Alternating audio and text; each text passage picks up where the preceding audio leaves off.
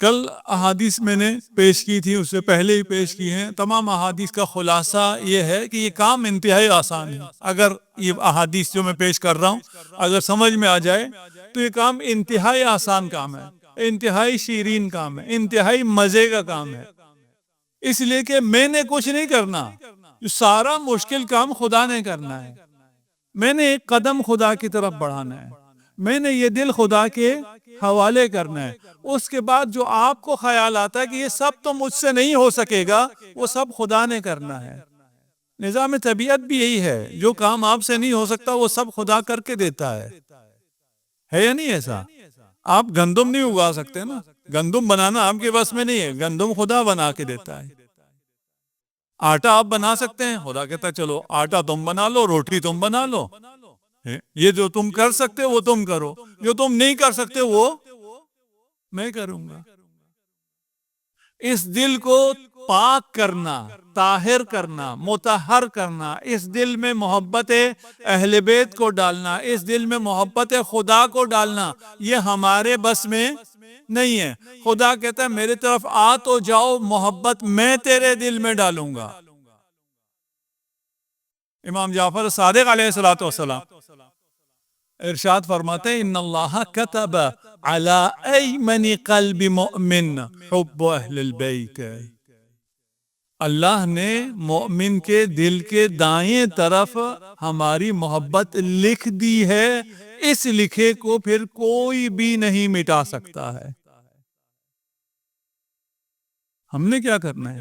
ہم نے تو صرف یہ دل دینا ہے کہ خدا لکھ دے اس پر علی علی.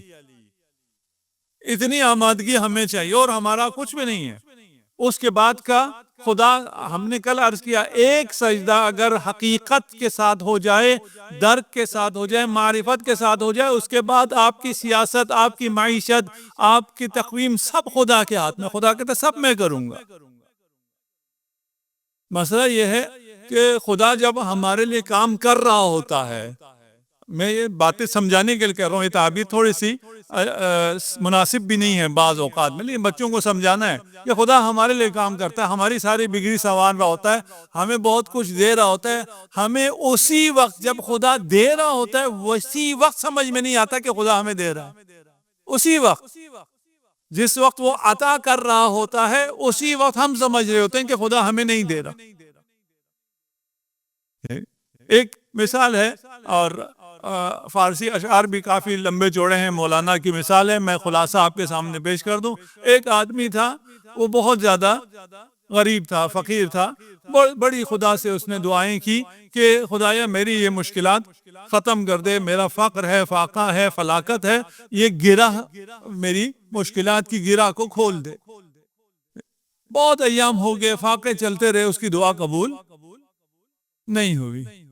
ایک دن کوئی مومن ملا اسے، اس نے کہا کہ میرے پاس گندم ہے، چکی میری مصروف ہے، آج کل کی طرح ملز تو نہیں تھے، تو تم اگر خود جا کے گھر کو پیس کے کھا سکتے ہو تو یہ گندم لے جاؤ. اس نے ایک گٹھری گندم دی، اس نے بھی گٹھری کو گیرا لگائی اور بڑے خوشی خوشی واپس جا رہا ہے کہ خدا نے میری مشکل آسان کر لی. راستے میں چلتے ہوئے بڑی خوشی سے جا رہا ہے، بعد میں پتا چلا کہ وہ جو گرہ باندھی تھی اس نے گندم کی گٹھری کو، وہ گرہ کھل گئی اور جو گندم ہے وہ ساری بہہ گئی. اس نے خدا سے کہا میں نے گرہ کشائی کے لیے کہا تھا، اس گرہ کو کھولنے کے لیے تو نہیں کہا تھا. بڑی مشکل سے گندم ملی، اس گرہ کو آپ نے کھول دیا. اس گرہ کو کھولنے کے لیے نہیں کہا تھا، میں نے اپنی مشکلات کی گرہ کو کھولنے کے لیے کہا تھا. چلو اب خدا نے نہیں کیا تو جو بچا کچا گندم ہے وہی جمع کرتا ہوں رات کے اندھیرے میں. آج کل آپ ہوں تو آپ موبائل سے ٹارچ آن کر کے اس کو اٹھائیں گے. اس نے لالٹین جلا کے اٹھانا شروع کی، لالٹین جلائی، دیکھا تو وہاں ہیرے جواہرات پڑے ہوئے تھے. وہ دعا کر رہا تھا یہ گرہ نہ کھلے، اس کے حساب سے گرہ کا نہ کھلنا اس کے مشکلات کا حل تھا، جبکہ اس کے مشکلات کا حل اس گرہ کے کھلنے میں تھا. ہم بہت سارے ہماری روز کی بھی مثالیں ہیں کہ ہماری مشکلات آسان ہو رہی ہوتی ہیں، اور جس مشکل کی وجہ سے، بظاہر مشکل کی وجہ سے ہماری مشکلات آسان ہو رہی ہوتی ہیں، ہم اسی مشکلات پر رونا رو رہے ہوتے ہیں.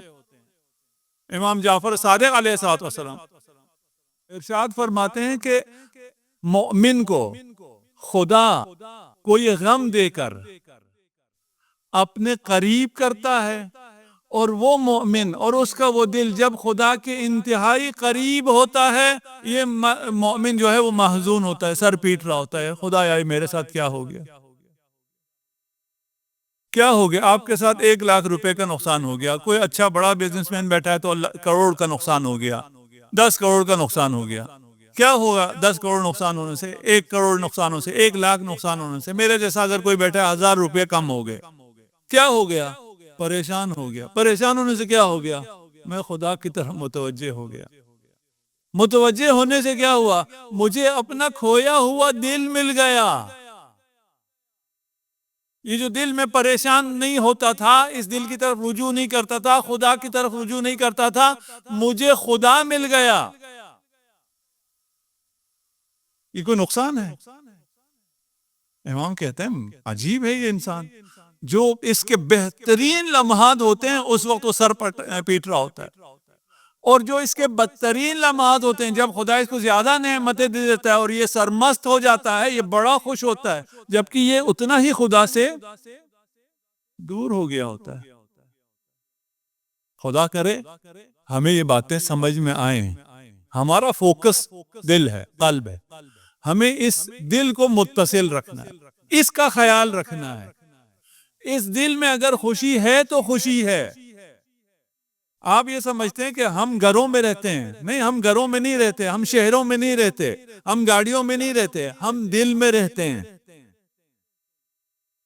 لیکن دل دوسرا مارکیٹ ہوا ہے۔ جو دل نہیں ہے، جو خواہشات پر چلانے کی کوشش کرتا ہے، وہ مارکیٹ ہوا ہے۔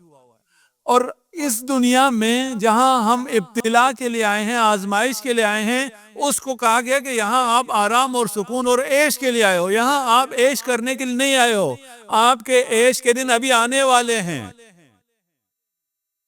یہ سارے اسٹوڈنٹ سب سمجھتے ہیں نا، یہ آپ سے کہتے ہیں ابھی آپ کے کمانے کے دن آنے والے ہیں، فی الحال آپ ہمیں فیسیں دو۔ کتنی فیسیں دیتے ہیں؟ اتنی دیتے ہیں، بہت سے بیچارے اتنی کما ہی نہیں سکتے بعد میں، اتنی فیسیں دیتے ہیں۔ کیوں دیتے ہیں؟ کہ آپ کے کمانے کے دن ابھی آئیں گے، فی الحال تو فیس دو۔ اس دنیا میں بھی عیش کے لیے نہیں آئے ہو، آپ کے عیش کے دن ابھی آئیں گے، اور کیسے عیش کے دن آئیں گے؟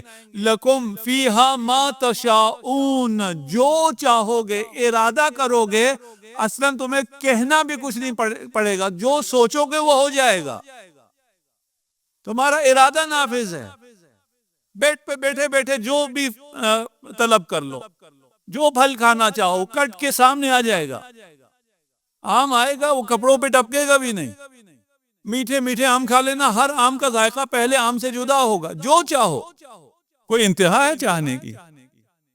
کب ملے گا؟ صبر کر لو۔